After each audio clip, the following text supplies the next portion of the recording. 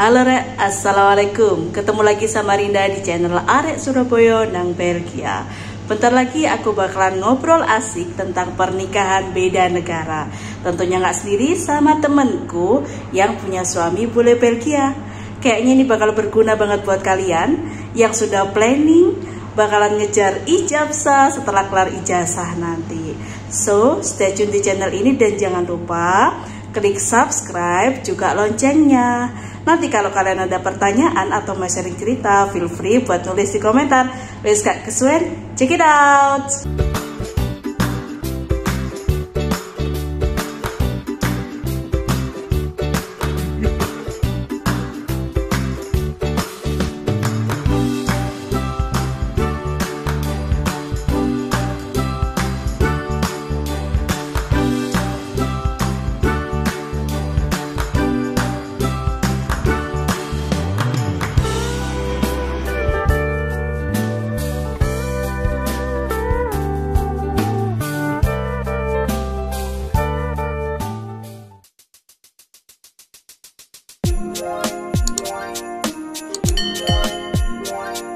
Nah, aku sekarang sudah sama temanku, Karina.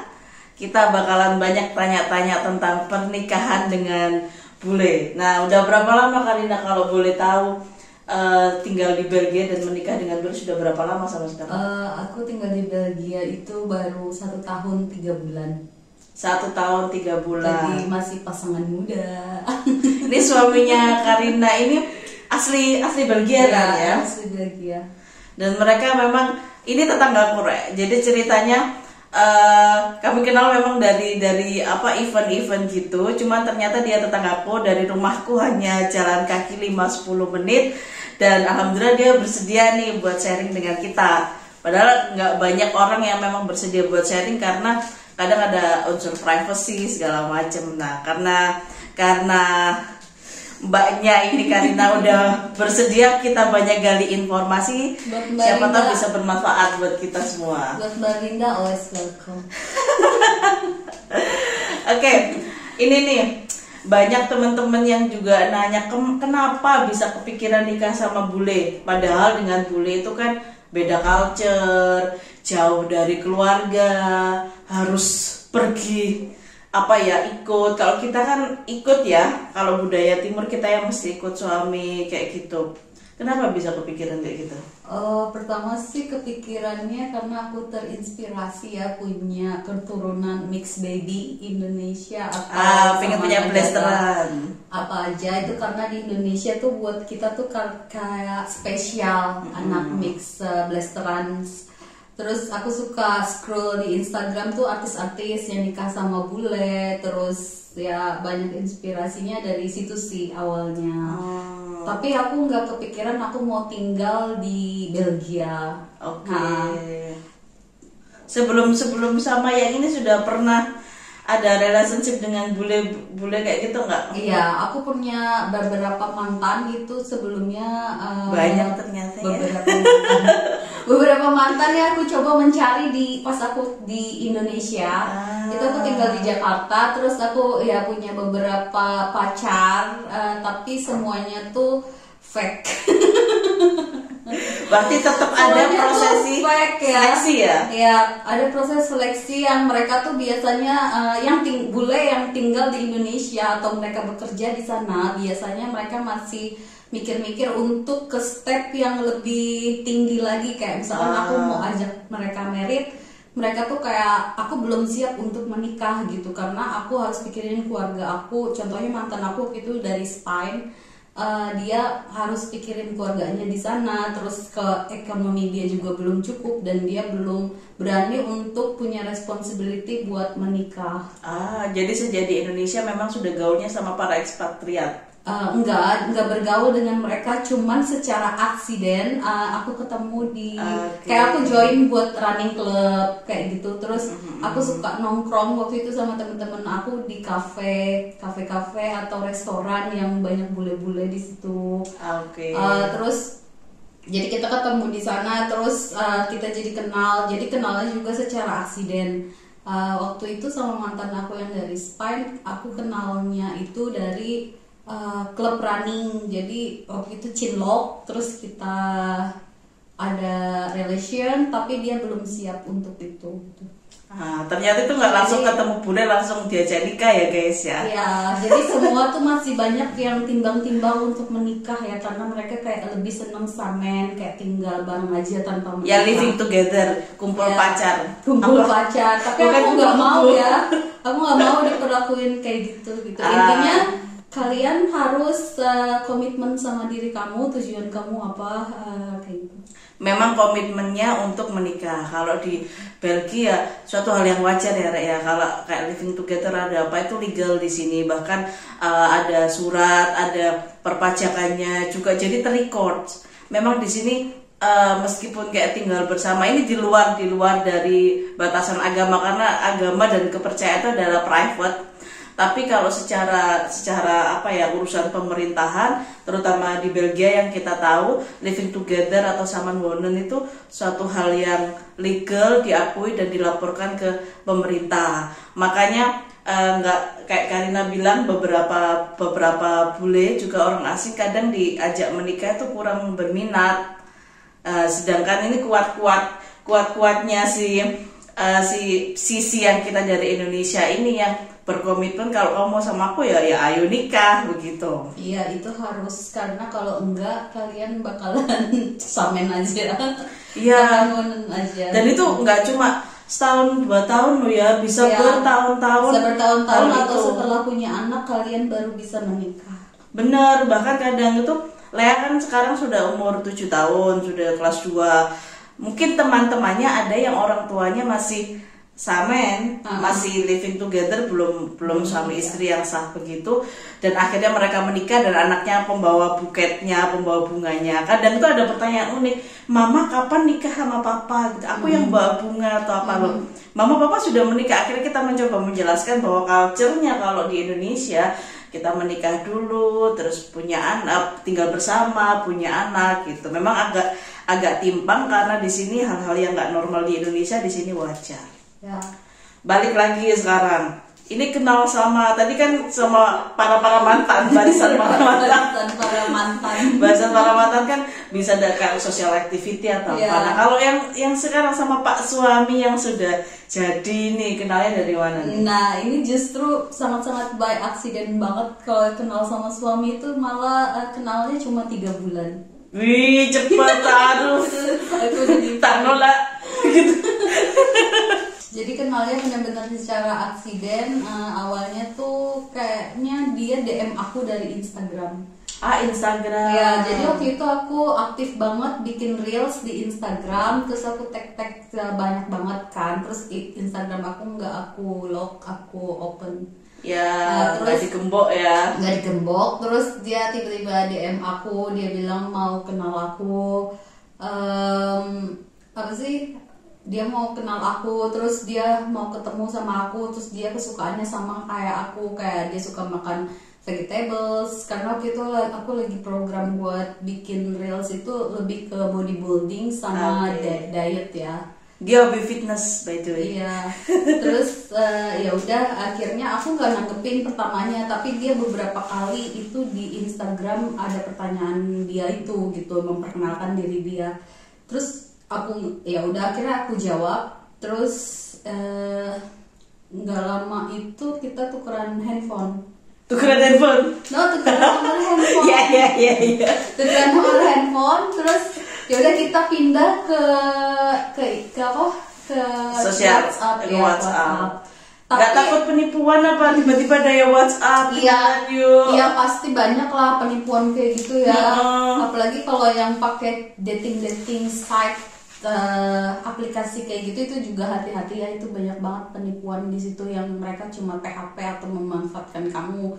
Jadi jangan coba-coba mempercayai ya sepenuhnya dari suhu ini ya, aplikasi dengerin makanya suhu dia. Karena aku udah menggeluti itu selama 2 tahun. Main juga aplikasi? Iya, aku coba 2 tahun loh gitu. Apa? Tinder bukan? Udah semuanya. Memang betul Tinder, ya. Capcut, Muslimah, terus apa namanya? Capcut. Capcut. Tinder, Muslimah, terus Musmatch. much ya. Terus satu lagi ada itu aku lupa namanya, pokoknya ada satu lagi. Aku udah menggeluti semua selama 2 tahun dan di Indonesia. Iya, pas aku di Indonesia. Terus dan itu semua PHP. PHP guys. Ada memang yang jadi. Ada, tapi belum tentu tahu, semuanya ya, baik. Tapi belum tentu semuanya baik. Jadi aku ya itu dia, kalau cowok interest sama kamu pasti dia bakalan mencari kamu gitu, dan effort ya. Di Instagram juga kamu harus tanya jelas juga. Kalau dia nggak jelas ya kamu jangan kasih nomor handphone kamu juga sembarangan. Jadi jelasnya itu apa? Jadi kayak dia kirim foto dia, kirim aktivitas dia, namanya siapa, negaranya dari mana. Kalau bisa kamu minta foto KTP dia. Emang ngasih? Ya ada yang ngasih. Enggak, suami aku, iya dia ngasih. Wah, padahal orang Belgia tuh lumayan private-nya lumayan tinggi. Kalau dia bener-bener, kalau dia emang nggak berminat bener-bener, kayak nggak mungkin ngirim. Iya, jadi itu kuncinya. ID. Jadi kalau dia bener-bener berminat sama kamu, kamu harus menggali semua informasi tentang si pasangan kamu, baru kamu bisa kasih nomor kamu atau bisa percaya. Ternyata nggak langsung comot, ganteng, oh papa Korea sarangil gitu. Jadi pas kita beralih ke WhatsApp selama 3 bulan, terus kita ketemuan di Bali. Oke, dia liburan. Ya pas dia liburan summer, aku juga pas liburan, kita ketemu di Bali. Tapi pas di Bali itu aku juga sama dia minta semua apart, kayak roomnya juga kita liburan bareng tapi hotel kamarnya terpisah. Harus tegas ya? Iya, harus bilang kalau aku nggak ada rasa sama dia, aku bilang kita nggak bisa lanjut, kita cukup di situ aja. Waktu ketemuan tuh belum ada benih-benih cinta? Belum. Berarti itu sejenis kayak memang perkenalannya. Iya, kita lihat, kita ketemu. Aku kan nggak kenal gitu sebelumnya, kayak kenal chat-chat aja, terus kayak gitu. Terus ternyata cowok ini perhatian karena cowok ini serius, karena dia video call dari sini tuh aku sama keluarganya dia video call. Terus dia juga lagi kerja video call, atau lagi break kerja dia video call, atau holiday dia kemana dia selalu kirim foto, dia selalu jelas kayak gitu. Jadi secara logik dulu ini kayaknya, secara logik dia orang baik. Iya. Setelah itu akhirnya Karina memberikan kesempatan, yuk ketemu. Kira-kira aku perasaan tuh ngikut nggak, maksudnya ada rasa apa enggak gitu ya? Iya, jadi pas di Bali itu aku liburan sama dia, adalah maksudnya kayak aku ada karakter dari bule ini yang nggak aku suka, karena nggak semua bule itu yang kita pikir bule tajir, bule banyak duit, royal. Tapi kan enggak, karena aku dari awal juga sama dia kita masing-masing ya, liburan juga masing-masing, nggak semuanya dia yang bayar. Jadi adalah mungkin niatnya dia baik, tapi terkadang kita salah nangkepnya gitu. Dia pernah kasih uang ke aku itu cuma 100.000. Jadi bukan nilai cumanya sih, jadi niatnya dia buat aku jajan. Tapi aku malah tersinggung karena aku pikir dia kayak ngelecehin aku, ngerti gak sih? Karena buat kita nilai 100.000 tuh di Indonesia nggak ada. Ya kalau buat aku sih nggak paham. Iya, 100.000 di Bali kamu jajan apa? Jajan apa gitu kan? Padahal ya aku sama dia sama-sama gitu kemana-mana. Cuman dia pikirnya dia kayak aku nggak mau kayak orang melihat dia yang bayar buat aku gitu, kayak biar aku yang bayar sendiri. Tapi aku di situ malah marah banget sama dia, salah pahamnya di situ. Jadi adalah kayak culture yang dia nggak ngerti gitu loh.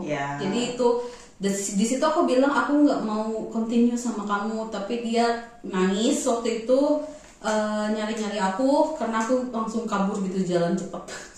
Dia kejar aku, terus dia bilang dia datang jauh-jauh ke sini mau ketemu aku gitu. Dia emang niat ya? Iya. Emang betul-betul. Terus dia nangis di situ, terus dia bilang mau tetap continue sama aku. Nah di situ aku pikir ini cowok emang bener-bener niatnya baik gitu.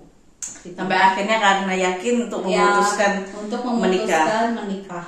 Jadi pas banget kita liburan itu hari ulang tahun aku. Jadi so sweet. Ya dia tanya kamu ulang tahun mau kado apa? Terus aku bilang aku mau kado kita tunangan. Jadi jadi langsung tunangan. Iya, jadi kayak dia belum, awalnya dia kayak terlalu cepet juga gitu, tapi dia pikir-pikir lagi, ya udah gitu dia mau. Jadi dia datang ke rumah keluarga. Ya, jadi setelah liburan di Bali kita ke Bekasi, ke kota aku, terus dia ngomong ke keluarga aku, dia udah akhirnya kita tunangan itu pas di bulan puasa juga. Gentle ya. Ya, Niat kita emang tunangan jam 1 siang, jam 4 sorenya dia udah harus balik ke airport ke sini, ke Amsterdam. Masya Allah, emang bener-bener kalau sudah jodoh itu bener sih kata banyak orang, kalau sudah jodoh itu kayak apa-apa mudah gitu ya, lempeng gitu. Jadi sebenarnya sih kalau kalian punya niat dari awal untuk menikah ya memang harus ditegaskan dari awal. Niatnya dulu Rek, berarti yang dibenerin itu niatnya. Niat menikah apa mau niat golek seneng-senengan. Ya, seneng-senengan. Nah, sekarang ke proses ini perkenalan sudah ke proses pernikahan. Kira-kira ribet nggak sih ngurus pernikahan beda warga negara kayak Belgia sama Indonesia? Dari pengalaman kalian gimana? Dari pengalaman aku itu untuk ngurus surat-surat ya pasti ribet lah, karena untuk dokumen aku aja itu aku nyiapin segini tebelnya. Nggak kalah sama skripsi. Iya, nggak kalah sama skripsi dari awal persiapan visa aku sampai pernikahan. Jadi tuh nggak mudah, tapi kalau misalkan ada support dari si suami yang aktif juga di sini itu bakalan mudah kok. Jadi nikahnya di Indonesia apa di Belgia? Aku tercatatnya di Belgia. Jadi waktu itu pas aku mau kunjungan keluarga ke Belgia, karena bisa aku kunjungan keluarga. Pertama, aku prosesnya visa Schengen kunjungan sponsor suami ya. Ya. Suami waktu itu masih calon. Ya, boyfriend, sponsor boyfriend. Karena waktu itu niatnya aku mau kunjungan ke keluarga di sini. Jadi pas visa Schengen aku itu habis selama 3 bulan, jadi suami aku itu berubah pikiran kalau kita kayak better lanjut ke visa nikah. Udah lengket kayaknya Pak suaminya. Dia nggak mau ditinggal. Jadi pas waktu itu mau nggak mau aku proses visa nikah di sini. Langsung. Posisi kurang berapa bulan itu visanya? Udah kurang 2 minggu. Mepet. Iya, mepet. Jadi waktu itu aku pas daftar nikah di Belgium, kita datang ke Kemente, terus di sana pun aku dimintain dokumen-dokumen untuk menikah, terus tanpa interview.